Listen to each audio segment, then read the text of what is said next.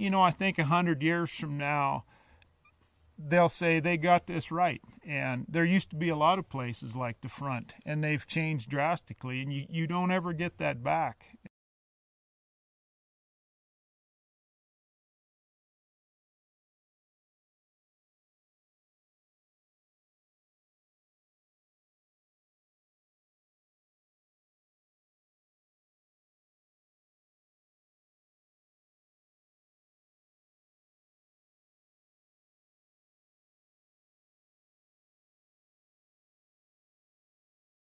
It started a process where the local people, time after time, do what is necessary to facilitate the restoration of a wildlife abundance that was described as something that exceeded anything the eye of man had ever looked upon.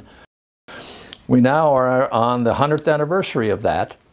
We have a bill introduced by Senator Baucus to secure some of that progress, to make it just a little bit more secure and a little bit more reliable and actually more effective.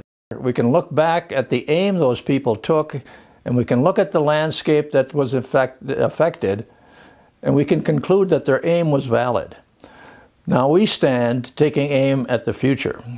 We stand in a position where we hope that the actions that we can take in a collaborative, cooperative effort will be remembered a century from now as something that was quite important.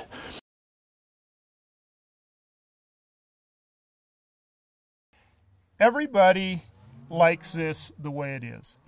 It doesn't need changed. It doesn't need protected.